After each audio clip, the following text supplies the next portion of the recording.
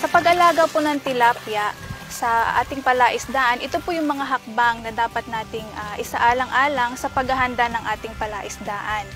Una, patuyuin po natin ang ating palaisdaan para maalis yung mga dati ng stock or yung mga old stock at yung iba pang mga isda na hindi na kinakailangan.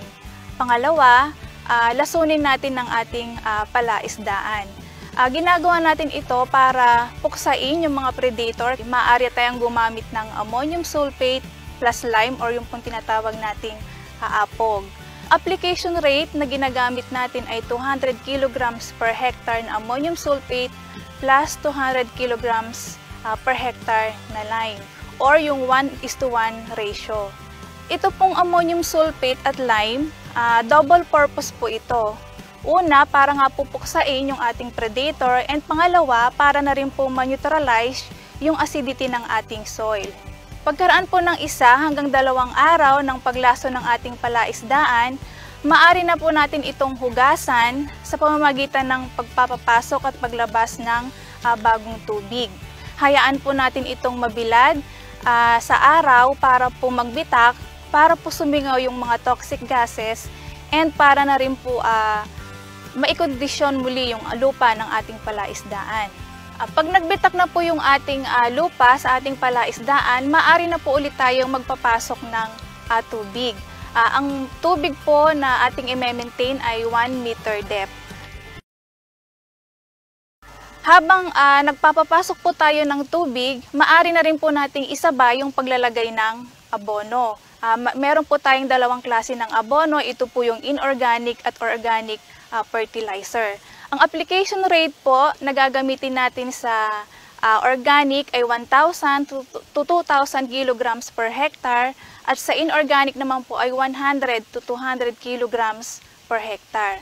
Bakit po tayo nag-aabono ng ating palaisdaan ay para po tumubo yung natural food sa tubig at lalo na kung tayo ay hindi kaagad magpapakain kapag tayo nag-stock, meron na po kaagad kakainin yung ating similya.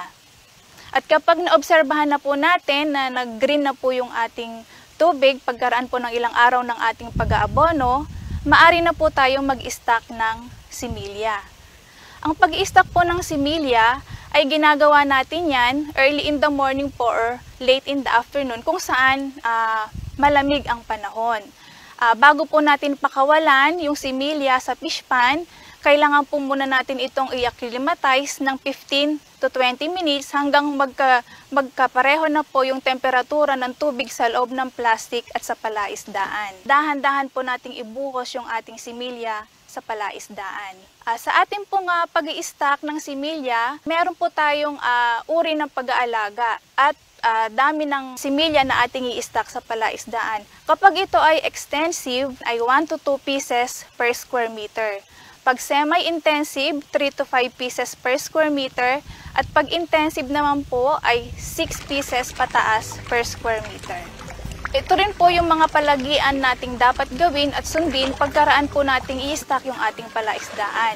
Una, kailangan po nating mag-side dressing or yung pong paglalagay ng abono monthly or weekly. So meron po tayong application rate na 200 kilograms per hectare. Pangalawa po ay yung pong pagpapakain. At pagkaraan naman po ng 4 hanggang 5 buwan ng ating pag-aalaga, maaari na po nating anihin yung ating alagang tilapia. Meron po tayong 2 klase ng pag-aani. So una po yung partial harvest at yung pong total harvest. Sa partial harvest, ito po yung lalambatin po muna natin yung ating alagang isda. And then kapag nalambat na po natin lahat, doon na po natin pwedeng i-drain or complete harvest yung ating alagang isda.